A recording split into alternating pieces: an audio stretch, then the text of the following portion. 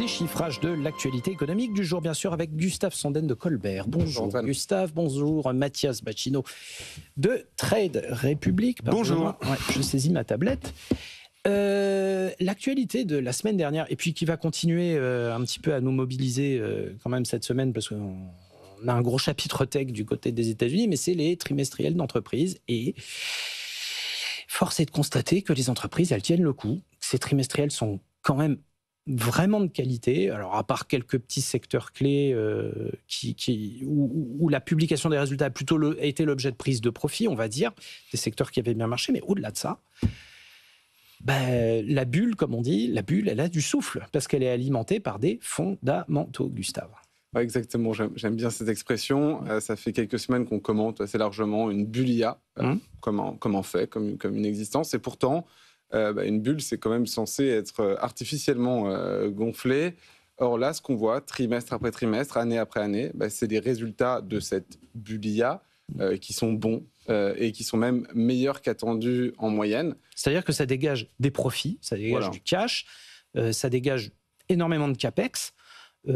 Ça fonctionne bien en même temps fondamentalement. Exactement, ça se vérifie par les chiffres. En moyenne, sur 10 ans, 75% des entreprises du S&P 500 battent les attentes. C'est leur job de battre les attentes. Là, ce qu'on observe sur ce trimestre, c'est que c'est 83% des entreprises qui battent les attentes. Donc, on est largement au-dessus de cette moyenne 10 ans. Et en général, on les bat plutôt autour de 7%, c'est la moyenne 10 ans. Et là, on les a battus de 7,6%. Donc, tant en valeur qu'en nombre de sociétés concernées, on a de très bons résultats. Ouais. Et ça contredit quand même pas mal cette notion de bulle. Je rappelle souvent ici ce petit ratio amusant, le ratio de Shiller, qui est censé prédire d'une récession. En 2018, on avait déjà les mêmes niveaux qu'aujourd'hui, qui sont records et qui devaient prédire d'une récession. Et ces niveaux se maintiennent. Et ils se maintiennent pourquoi ? Justement parce que les résultats, en fait, vont aussi vite que cette croissance folle, effectivement, des prix des actions. Ouais, effectivement, donc il y a des fondamentaux. Il y a un secteur qui vous inquiète un petit peu quand même, Mathias, c'est le secteur bancaire. C'est vrai que il a français. Il a énormément progressé depuis le début de l'année. Oui. Donc on se dit les marchés sont peut-être un peu exigeants, donc les investisseurs prennent des profits quand les résultats sont pas totalement d'équerre. Ça tient de la prise de profit ou il y a peut-être des inquiétudes un tout petit peu plus fondamentales là-dessous ? Alors, à mon avis, l'inquiétude n'est pas tellement sur les banques elles-mêmes que sur leurs clients, en fait. C'est-à-dire qu'en France, comme on s'attend à ce que l'incertitude politique et économique et fiscale actuelle demeure jusqu'en probablement 2027, eh bien, les investisseurs anticipent que les clients des banques, aussi bien les entreprises françaises que les particuliers, auront moins de crédit, moins de frais tout simplement, moins d'investissements, etc. Donc c'est un secteur qu'on appelle, je crois, cyclique et qui risque de souffrir en France particulièrement. Après, force est de constater effectivement que sur les autres secteurs, si on était québécois, on aurait dit qu'on était déçus en bien. C'est-à-dire que ça fait plusieurs fois là qu'on est très pessimiste, peut-être aussi à cause du pessimisme ambiant en France, alors que quand on regarde des médias étrangers, la perception de l'IA, la perception de la croissance mondiale actuelle qui a été, je rappelle, révisée à la hausse, première déception en bien, la croissance française au T3 qui a été supérieure aux attentes, alors là, très déçue en bien, et les résultats d'entreprise de manière générale et en particulier du secteur de l'IA qui dégagent effectivement, comme vous le disiez, du CAPEX. Et la grande question, je pense qu'il faut se poser aujourd'hui si on est raisonnable face au secteur de l'IA américain, c'est est-ce que ce CAPEX est utilisé efficacement par ces entreprises pour délivrer demain des relais, des croissances de revenus. Parce qu'il y a bien un moment donné où toutes les infrastructures IA auront été construites et où il faudra que ces entreprises, les Nvidia de ce monde, trouvent des relais pour la croissance de leurs revenus. J'observe qu'NVIDIA fait des partenariats, investit énormément aussi dans des activités complémentaires à la sienne. On a vu Uber, Mercedes pour 100 000 véhicules autonomes bientôt. On voit toutes les plateformes. Stellantis qui s'y met. Stellantis qui a vraiment les mains dans le cambouis. Là, Les plateformes aussi propriétaires de NVIDIA pour rendre des services aux gens qui sont en train de se développer de plus en plus. Et là, il y a peut-être aussi le rôle du dirigeant qui devient important. Et il est clair que Mark Zuckerberg n'inspire pas la même confiance que les dirigeants de Google, par exemple, ou les dirigeants de Nvidia, puisque quand Mark Zuckerberg dit je fais 35 milliards d'obligations en plus pour investir encore plus dans l'IA, Meta perd 9%. Quand Google dit on investit, Google prend 9%. Donc il y a quand même aussi quelque chose de l'ordre du qui tout double pour certaines entreprises. On a même vu Microsoft baisser. Oui. Donc la grande interrogation, c'est est-ce que ces entreprises demain seront capables de maintenir leurs revenus à un niveau élevé quand les infrastructures de cette vague IA auront été construites. Bon, ce qui nous amène évidemment à une des autres considérations, mais qui nous préoccupe depuis des mois et des mois, qui est l'archi-concentration finalement de l'économie américaine. Donc, quelques chiffres parlants, on fait un peu le but par but parce que ça évolue de semaine en semaine, mais les 10 plus grandes capis américaines, c'est un petit peu plus de 40% du S&P 500 maintenant en termes de pondération, c'est 25 000 milliards de dollars. C'est quoi? C'est plus de 80% de l'économie américaine. On l'a vu dans les chiffres de la croissance au premier trimestre, notamment du côté des États-Unis. Le poids devient écrasant d'un écosystème qui est vraiment très particulier, qu'on commence un petit peu à cerner dans son fonctionnement, mais voilà, on reste toujours sur une sorte de comment on appelle ça en astronomie, les géantes rouges qui irradient vraiment l'ensemble d'un système solaire, avec peut-être le risque de voir la machine soit s'emballer, soit ralentir à un moment donné et de ne plus être aussi rayonnante. Oui, tout à fait. Je pense que c'est la domination et votre introduction, en tout cas, on aurait pu la faire en janvier, on aurait pu la faire même en janvier 24. Oui. Cette domination, ça fait un moment qu'on la commente, elle s'exagère au point que c'est plus vraiment une domination, c'est carrément un centre de gravité et qu'à regarder nos débats. C'est impossible de ne pas parler d'intelligence artificielle, de gain de productivité de l'intelligence artificielle, de rationalisation des coûts de l'intelligence artificielle. C'est au centre de tous nos débats, quel que soit en fait le secteur ou l'action dont on va parler. Donc pour moi, c'est vraiment ça, c'est une notion de centre de gravité. Et là encore, il faut regarder si ce centre de gravité, il est juste spéculatif et si on est juste en train d'essayer de croire en une technologie nouvelle et merveilleuse qui devrait nous produire des profits, comme c'était le cas au début des années 2000, où finalement on investissait dans des idées. Mais là encore, en fait, les résultats sont là. Donc Mathias a eu quelques mots sur Google qui a effectivement très bien performé. Moi, sur Meta, je serais un peu plus indulgent parce qu'en fait, c'est des considérations plus financières qu'on heurté le titre. Comme notamment cette provision sur leur crédit d'impôt fiscal de 16 milliards, qui était quand même une surprise pas très agréable, mais qui n'est que comptable. Ça fait cher la provision, en fait, en termes de chiffre d'affaires, ils sont en ligne, même au-dessus en fait, des objectifs.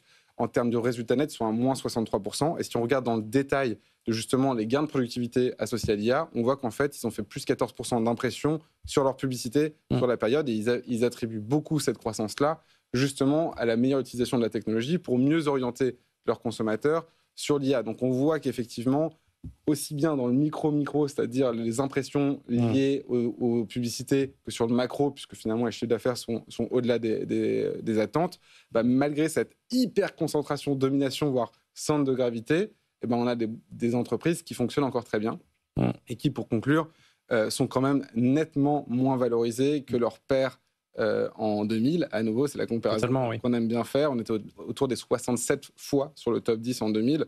Là, on est plutôt autour des 28 fois sur notre top 10 actuel. Raisonnable. Donc, en fait, comme ça fait depuis 2018 qu'on est à peu près dans ces considérations-là, on n'est pas passé de 28 à 56, en fait. Oui, non. Parce que, encore une fois, les résultats continuent de croître. Et d'ailleurs, quand on regarde les projections, on attend du top 10 qu'il fasse 15% de croissance sur les 12 prochains mois, ou plutôt en 2026, alors qu'on attend du bottom 490 qu'il fasse que 7%. Pardon. Donc on a quand même une espérance de la croissance qui est extrêmement élevée et qui, pour autant, on constate ce trimestre encore, est systématiquement dépassée. Alors, tout pour investir, c'est aussi l'émission où on parle des meilleurs investisseurs du monde. Bon, il y en a un qui est en train de tirer sa révérence en ce moment. C'est notre maître à tous, Warren Buffett.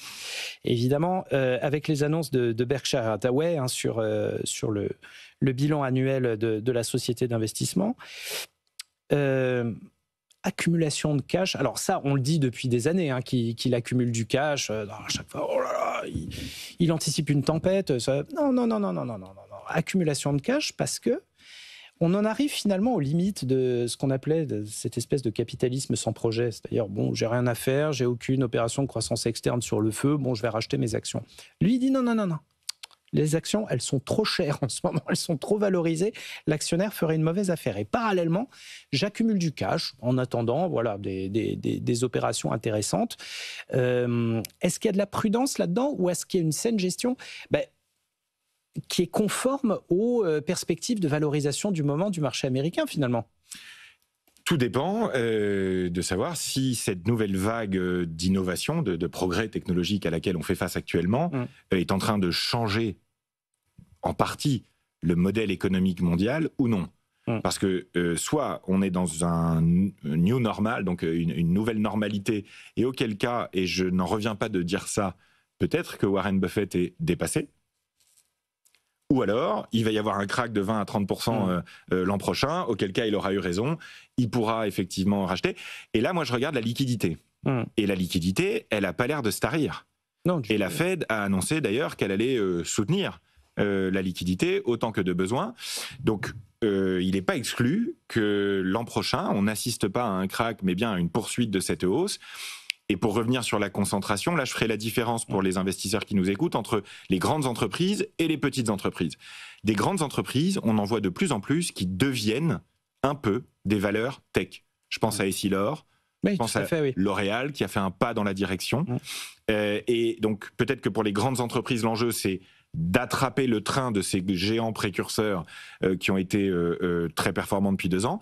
Pour les petites et moyennes entreprises, l'enjeu clé ne dépend pas que d'elles, à mon avis, mais dépend aussi un peu des pouvoirs publics dans le monde, pour que les pouvoirs publics mettent en place les conditions pour que ces petites et moyennes entreprises adoptent l'intelligence artificielle dans leur secteur d'activité à elles.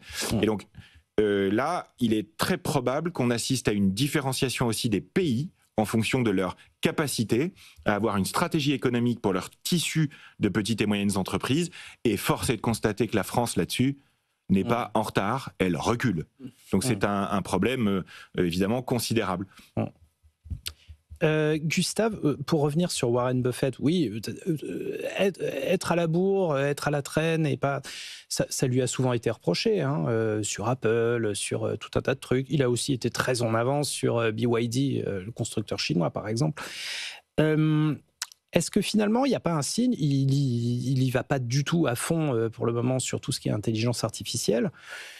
Est-ce qu'il n'y a pas un signe justement que la bonne gestion, le bon investissement, c'est celui qui se fiche du buzz, qui attend que les choses décantent pour pouvoir sortir les munitions, et les grosses munitions parfois? Oui, c'est possible. Maintenant, j'ai aussi volontairement disons, communiqué dans le sens des titres qu'on lit, c'est-à-dire oui, il a vendu 6,1 milliards, néanmoins il a aussi acheté 6,4, donc il est net acheteur sur le trimestre.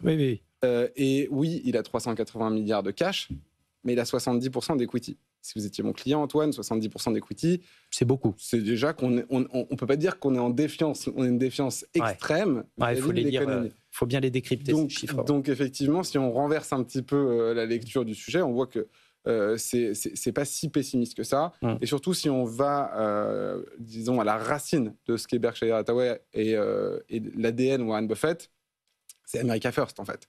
C'est un grand croyant des US. Je sais pas, pour moi, la première ligne d'action de Warren Buffett qui me vient à l'esprit, c'est les chemins de fer. En tout cas, c'est les États-Unis. Ça va du ketchup à Apple. C'est exactement ça. Ça a toujours été les États-Unis. Aujourd'hui, qu'est-ce qui rapporte beaucoup aux États-Unis? C'est aussi les obligations d'État. Et donc, ce cash, il n'est pas sur un compte courant.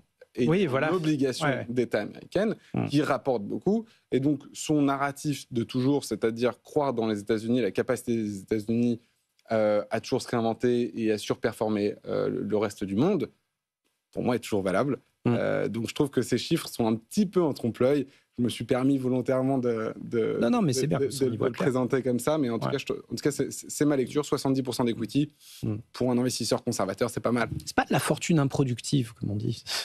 Non, attention, on en parlera à 11h30, pitié. Non, 11h30, boîte à outils. On parlera du budget, mais là, c'est effrayant. Dernière chose, mais qu'il va falloir regarder de près, c'est le pétrole. Là, on a plusieurs signes très importants que la demande reste forte. Patrick Pouyanné le disait d'ailleurs à un sommet ce matin sur l'énergie au Moyen-Orient. On a l'OPEP qui donne quand même des signes qu'elle va arrêter les hausses de production à un moment donné. Donc voilà, le pétrole à $60 ou moins, va peut-être falloir faire une croix dessus. Est-ce que le paradigme n'est pas en train de changer légèrement quand même? On est déjà au-delà des 65, donc ça s'est fait en 10 jours. C'est quand même une bonne reprise. C'était contraire à la tendance engagée depuis le début de l'année, où il y avait eu un petit stress quand même au Moyen-Orient au moment où l'Iran s'était impliqué dans le conflit israélo-palestinien, ou plutôt l'Israël avait impliqué l'Iran dans le conflit israélo-palestinien. Mais au-delà de ça, le pétrole s'était plutôt repentifié vers le bas. Et là, on a effectivement une reprise tout de suite avec finalement l'enjeu numéro 1 sur le pétrole, c'est-à-dire la production, avec les pays de l'OPEP et l'Arabie Saoudite en tête, qui disent que cette fois-ci, ils vont restreindre leur production. Ceci dans un moment où les États-Unis sont aussi en train d'envoyer quelques signaux clairs sur le fait que les réseaux de distribution, disons, secondaires russes vont être de plus en plus regardés. Donc, on a une double raréfaction du pétrole qui est en train de s'opérer. Il va falloir suivre ça. Pour l'instant, c'est pas non plus un boom, mais il y a une tendance et qui peut avoir effectivement un impact sur le reste du monde. Après, il y en a un pour qui un pétrole fort, ce ne serait pas une bonne nouvelle, c'est Donald Trump, puisque le pétrole cher aux États-Unis viendrait renchérir l'inflation. L'inflation américaine que Donald Trump a absolument besoin de maintenir à des niveaux corrects. Donc, on n'est pas à l'abri d'une déclaration de Donald Trump sur le sujet qui viendrait faire baisser les cours. Si Donald Trump déclare d'un coup qu'il va faire une nouvelle vague de, comment il disait, drill, baby, drill, aux États-Unis, inondant le marché de pétrole américain encore plus, ça pourrait effectivement tirer les prix vers le bas. Donc je reste prudent sur le sujet parce que Donald Trump ne peut pas se permettre, je crois, aux États-Unis, d'avoir un prix du pétrole qui augmente trop. Ouais, est-ce qu'il y a un point d'équilibre quelque part autour de 70 ou de 80 ? C'est une bonne question. Mais l'inflation américaine reste une priorité pour lui et le pétrole joue un rôle important dans cette inflation. Il nous reste encore quelques instants. On peut parler un petit peu d'Air Liquide. On parlait de Warren Buffett, le roi des investisseurs. C'est quand même un petit peu illusoire d'être un bon investisseur, surtout quand on est exposé sur le marché actions, en faisant abstraction d'Air Liquide, qui reste quand même une machine boursière assez étonnante, privilégiée par les petits porteurs. Au milieu de la vague IA, au milieu du buzz, au milieu de ceci, cela, Air Liquide, ça reste quand même quelque chose de fascinant économiquement. Ah oui, et puis c'est alors d'une régularité, je veux dire, c'est une action qu'on pourrait renommer consistance, quoi. C'est-à-dire que c'est pour ça d'ailleurs que les détenteurs de PEA en France l'aiment autant, je pense, au-delà de l'excellente qualité de leurs équipes de relations investisseurs aussi, que j'en profite pour faire un petit message aux entreprises françaises du CAC 40. C'est pas mal d'avoir une très bonne équipe pour les relations investisseurs, ça aide. Air Liquide est réputé pour ça, donc c'est une bonne chose sur laquelle il faut leur reconnaître aussi. Après, c'est de la croissance durable sur un secteur, la santé, qui est évidemment un secteur d'avenir de fait avec le vieillissement de la population, une entreprise qui est gérée vraiment de manière remarquablement efficace du point de vue financier et la croissance, voilà, la division santé plus 4,9% sur le trimestre, donc c'est vraiment très positif, très prévisible et très stable. Donc forcément, l'investisseur long terme apprécie ces trois caractéristiques. Mathias Bacchino, Trade Republic, Gustave Sanden de Colbert, merci d'avoir été avec nous pour déchiffrer l'actualité du jour.